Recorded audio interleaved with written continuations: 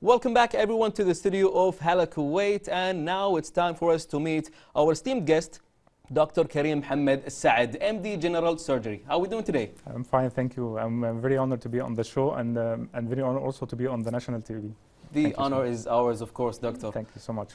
So basically today is a very important topic that like everyone wants to know more information about it. So I guess it's the right time for everyone to watch us and get to know more about the GLP-1 injections that everybody talks about right now. Yes, now it's becoming a trend nowadays, and everyone is trying to take injections with consultation or even without a consultation. So we try to give more information and to be more specific and give strict medical information to the patients. Definitely, definitely. All right, so let's begin off with the very first question so that we give a brief about it so everybody knows what is the GLP-1 injections. So now we know it's a trendy thing that happening right now. So can you explain what are the GLP-1 injections and how do they work in the body? Okay, the first glucagon-like peptide. GLP-1 is a abbreviation for glucagon-like peptide. This is a receptor normally present on the pancreatic cells and on other tissues in the body. When stimulated, it increases the insulin secretion and decreases the secretion of a glucagon hormone. Also, it works centrally on the brain to increase satiety and decrease hunger and decrease food intake. This is how it works mainly. So it will makes me eat less, if you will? Yes. And this is how it works? Yes, and make you don't desire food. And this is, it's like aura of the injection. It make you don't want, don't desire food. Yes. Yeah, because of its slow digestion, right? Yes. It also works on the gastrointestinal tract, on the stomach. It's delay, it's emptying. Okay, it's causing the food to stay more in your gut. Okay, and to make you feel more like full. All the time full. So less food and less. I would say, if you will, in the calorie deficit. Yes. Right. Yes. So this will lead to a substantial weight loss. Yes. All right. Perfect. All right. So why were the GLP-1 drugs originally created, and how did they become popular for weight loss? Like these first, there were researchers in the 60s and the 70s for gut hormone, or the hormone that are released in the intestine, especially following oral glucose intake. And they found the molecule was found in the 60s and the 70s for GLP-1. And after that, they cannot replicate the molecule because it's fast dissolved and disintegrate. So it took times to create a molecule that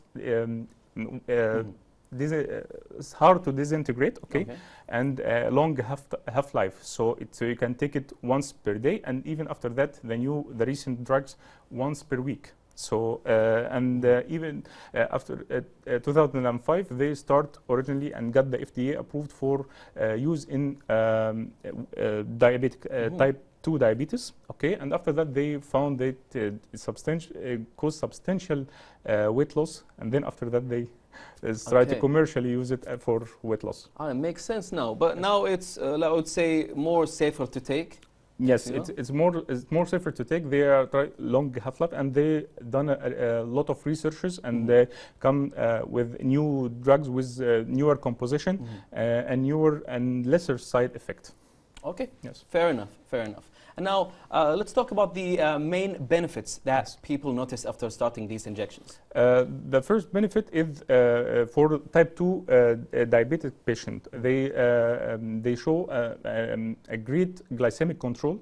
The glucose level in the blood start decrease, and the glycated hemoglobin, that's like we say in HbA1c, start to decrease after a while. Also, they found like the major adverse cardiovascular events like a stroke, like ischemia, like myocardial infarction decrease after using these drugs by 14%, and the hospitalization by heart failure decreased by 14%.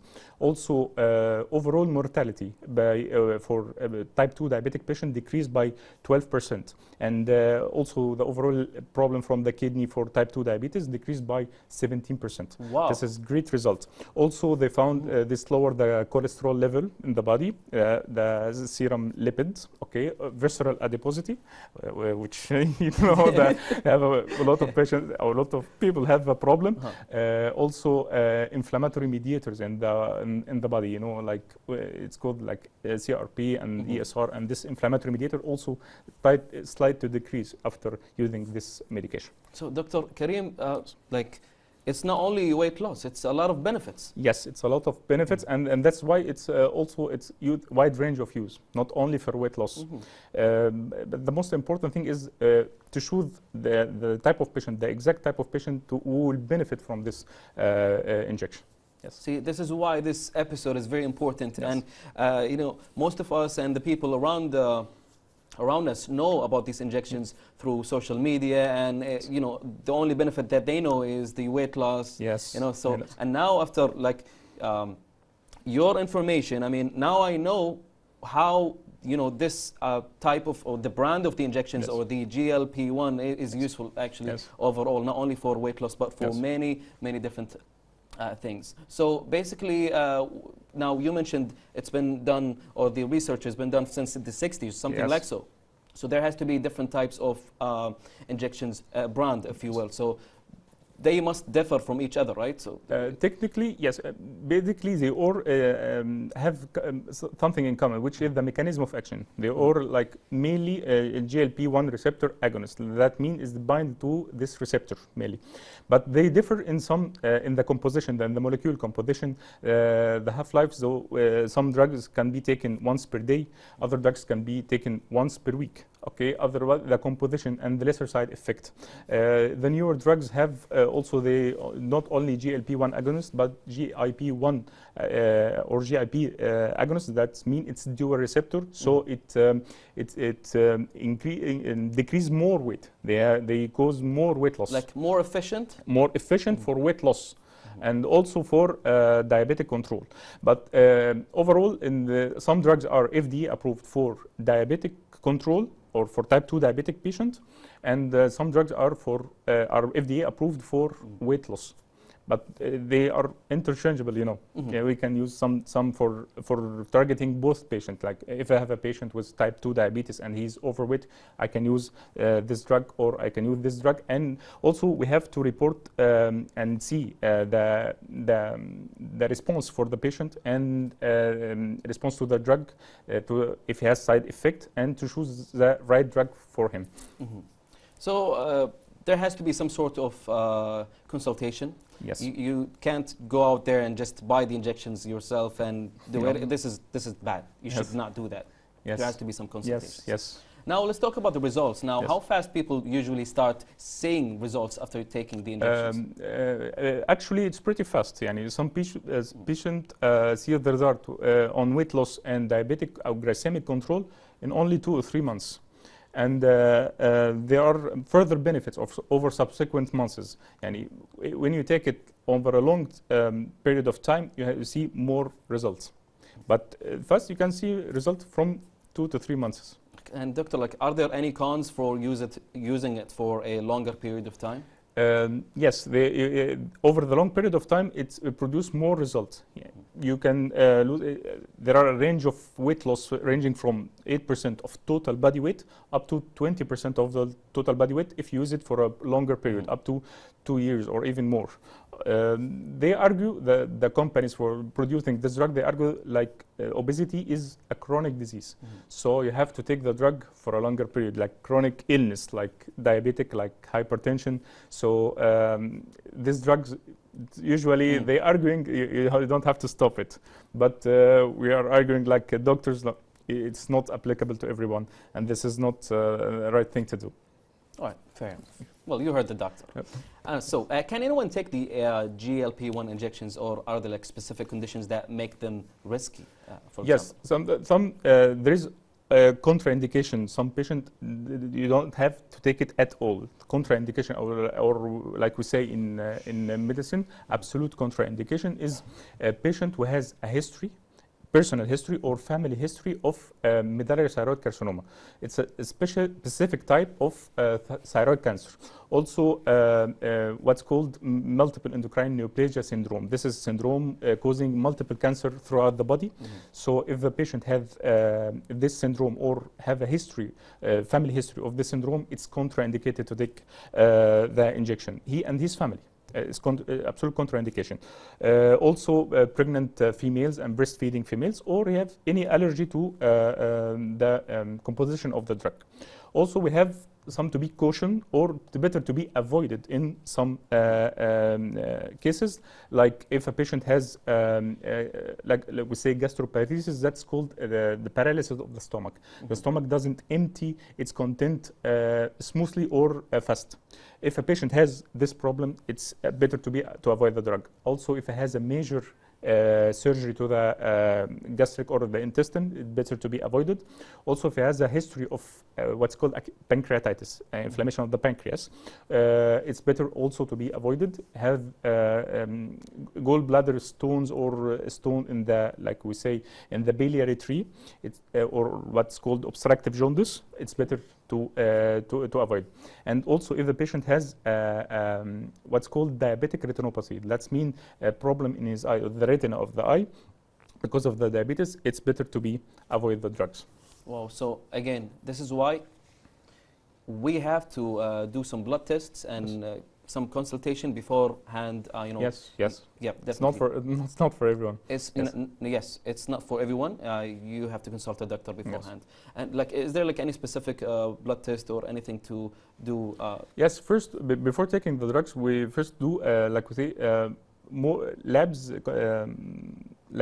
test like thyroid function, kidney function, liver function, pancreatic function, and also some doctors do like myself. I prefer doing like thyroid ultrasound. This is ultrasound for the neck, showing the thyroid if there is any thyroid mass, any thyroid nodules or enlargement of the thyroid glands. Also, we can do periabdominal ultrasound to check for the gallbladder, if he has stones or in the gallbladder, or he has something like calcified pancreas or any problem in the gut. So it's better to do this before taking or before even starting the first dose. All right. Nice. All right. Fair enough. All right. We have to do these checkups and blood tests beforehand. Yes. For your safety, after all, yes. Right? So what are the most common side effects you see in patients after taking the injections? Yes, there is also a lot of side effects. This is always not on the bright side. There has to be some cons and pros. Yes, to anything. The major side effect, or the most common side effect, is all in the gastrointestine. That means in the gut. You have nausea is the most reported side effect, around 60%. Vomiting, 5 to 15%. Bloating, abdominal pain, distension, he's like belching, feeling like heaviness. Okay. Also, some patients have report headache, fatigue, and dizziness. It's like flu-like. We say like it's flu-like symptoms. Also, we have, but it's also already been reported, but not in the literature. It's not researchers that not been proven, but some patients had complained from this side effects. Like we said before, pancreatitis. They have some patients have pancreatitis, gastroparesis, like I can tell before, or even up to what we say it's ileus or gastric intestinal obstruction, up to obstruction. Also have psychiatric side effects like depression, anxiety, mood swings, but it's not been reported in the literature and not yet to be proven on further research. It's not yet approved, but it's there. It's there on some people. Yes, the most common side effect is a gastrointestinal side effect, like I told you, nausea, vomiting, abdominal pain, headache, dizziness, and this. And it's only a few percentage of people or patients have these. Yes, few percent. But the most common is the nausea. Say around 60%, more than 60% report nausea. So it's common, and you don't have to worry about it. I mean, if you had it, but it's there. It's there. Yes, and you don't have to ignore it. Some people like take the injection and some symptoms happen. Okay, they say, okay, I want to lose weight. I will not stop. They're like, okay, it will pass. And some patients ignore it until they become catastrophic, like we say. So you don't have to ignore. If it happens, you don't have to ignore it. Just stop the injection and check for see your doctor. Right get away. Consultation. Yes. Yes. All right. So these are, let's say, the short short-term side effects. Yes. Yes, but how about the long-term side effects? Up till now, we don't have a clear research or yet evidence-based research over the long-term side effects. But some people report, like I said before, diabetic retinopathy, problem with the retina and the vision. Okay. Also, other people report, like I said, pancreatitis or even prolonged gastrointestinal symptoms. Like I said, the prolonged abdominal symptoms, like I told you, gastroparesis or this problem.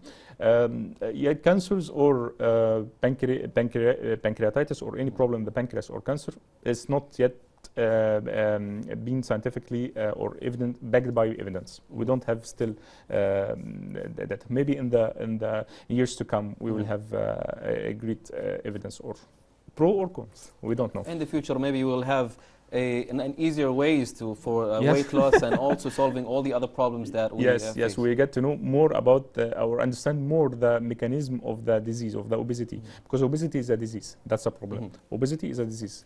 Overweight is not a disease. that's what we say to our patients. Some patients, come to me. I only have 5 kilo. I want to lose 5 kilo, but this is not applicable. It's not a disease, but obesity is a disease, so they have to be treated. Yep. Yes. All right. Well, thank you, Dr. Karim, for sharing all these insightful information. Thank you. For now, we will take this short break for a report, and then we'll be back for more. Thank you so much. Welcome back, everyone, and of course I would like to welcome again our Dr. Karim Mohamed Saad for being part of this interview and this thrilling, exciting topic thank you that so everybody much for talks having me. about. Yes, definitely. Yes, it's like I said before, it's trending, and then maybe #1 trend in the obesity topic. Yes. Yes, and this is the right time for us to share the information about it for everyone to know when to take it and when to avoid it and all these kind of things. So for now, let's see, what happens when someone stops taking the injections? Like, does the weight come back, or how does it go? This is a major problem for people who tried before this injection. Discontinuing the drug leads to substantial weight increase. Okay, up to most of the patient regain the majority of the weight they lost within the first year, regardless of lifestyle intervention. Oh, so food and gym, working out doesn't have to do anything with it. This is the major problem for this drug. This is why we said before, we try to understand the obesity topic, like we said before. It's like a chronic disease. It's like diabetes, it's like hypertension. Like I said also before, the companies producing this drug arguing it's a chronic disease, so this drug has to be taken for a long time or even continuous, which is not applicable, which is not right at the moment. So but this is why also most of the patients have tried this before and try and get disappointment with the result. They are newer drugs in the market, but some people tried the older. Okay, when they started to become a trend, also we have older version becoming trend also. Yes. In the past, so they tried the first version. Okay, they lost weight and then gained back weight. So when the new drug comes, they take this new drug. And so every time they try the newest, the most recent one, and again they fall into the same thing. Yes, and they come to you finally. I want a final solution for the obesity, and this is the problem. We don't have a complete solution. We don't have a final solution for the obesity. It has to be taking multifactorial. You have to do multiple things to get to the better, your perfect weight. You have to change your lifestyle, to adopt a healthy lifestyle. You have to, if the patient have a high BMI, which the body mass index, where maybe the injection is not suitable for you, maybe you have to address for even surgery, what's called bariatric surgery or metabolic surgery, like sleeve, like bypass. It's not for everybody. The medication or the treatment has to be tailored for every patient or every individual. All right.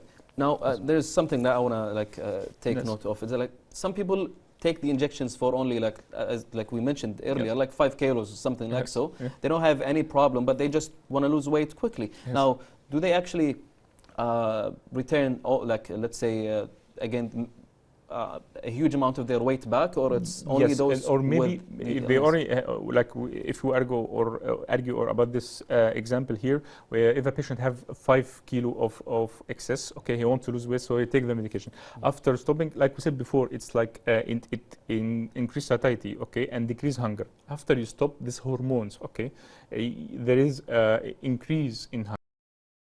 So maybe he only have 5 kilos before starting the injection. After stopping the injection, maybe he will gain. Yes, maybe he will gain double. Maybe he will gain 10 kilos.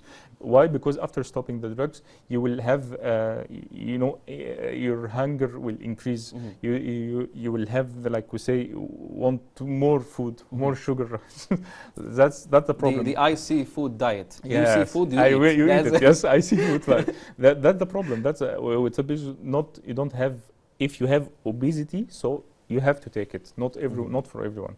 All right. Some people, you know, on this dress, you know. Like there has to be some sort of. I saw, like, you know, females, like, I saw this dress, I want to fit it. Okay, yeah. I have to for only a specific occasion or something like so. Yes, that's I mean, not right. working out and diet is the main way to do it, right? For those like in need of nothing like beat the natural way. Nothing beat the natural way. This help. That's the problem we have to tell the people. Okay, this is a tool to help you.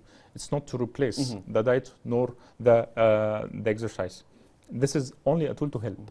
A boost, I would say, a push. Yes. Right? Yes, only. All right, so do actually these injections impact hormones or fertility, if you will, in women or men? Yes, actually it doesn't directly affect for fertility or in either women or men. But they, in an indirect way, in some women who have obesity or have overweight with what's called PCOS or polycystic ovary syndrome. Okay, they help while losing the weight, the fertility get improved. But direct relation between the fertility or it improve fertility in men or women, it's not proven and it's not related to the drug. Okay, so it's safe. It's nothing happens. Yes, but we have to say also in the other way, in some as if some females taking like the pills for contraception pill, we said it delayed the gastric emptying, so it sometimes affect the absorption for the drug. So some people are taking the drug without consulting, like we said before. Because of the slow digestion, right? The slow digestion, so the pill, it's not, it doesn't have effect, so they get pregnant. So we tell patient, if you are taking the oral contraception pills while on the injection, you have to change to another way of contraception. I mean, there could be an effect for the pill, but because it goes down slowly, and the effect will take its time. It takes time, and maybe it will not have the exact effect. Also, it's applicable for other drugs. If you have a drug for thyroid, you have to consult your doctor. If you have a drug for hypertension, diabetes, any other drug, you have to consult your doctor. So if I'm taking this injection, will it affect the absorption or the treatment I'm taking or no? So, can people with diabetes and non-diabetic people use the same type of the GLP-1 drug, or it has to be different? Technically, yes, they can use it, but in practice, it differs. Every patient, like I said before, it has to be tailored for the patient.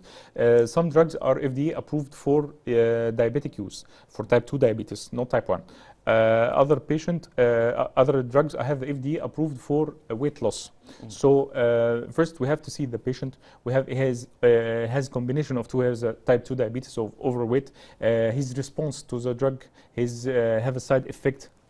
Some people also, around 10% of the people doesn't get affected by the drug at all. They don't lose any weight. 10% of the people doesn't get affected. Even after like checkups and all these kind of things? Yes, the affection by the drug varies from one person to another.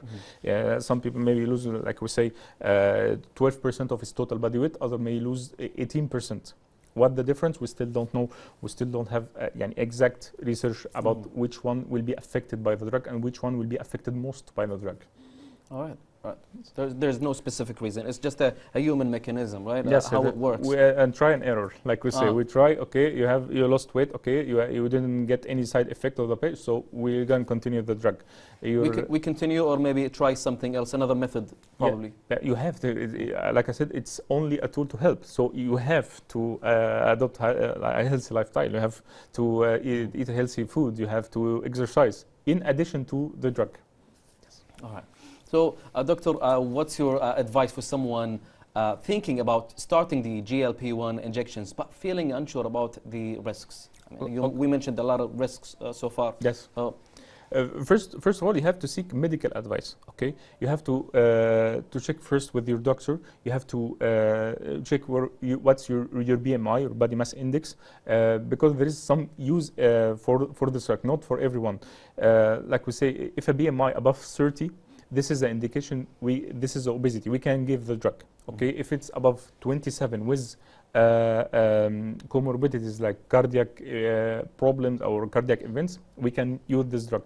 But if it's like we say morbid obesity, about BMI above 40 or even 50 or even 60, this drug I think is not suitable for you. We can go check for another option, like we said, like a surgery, like a sleeve or bypass.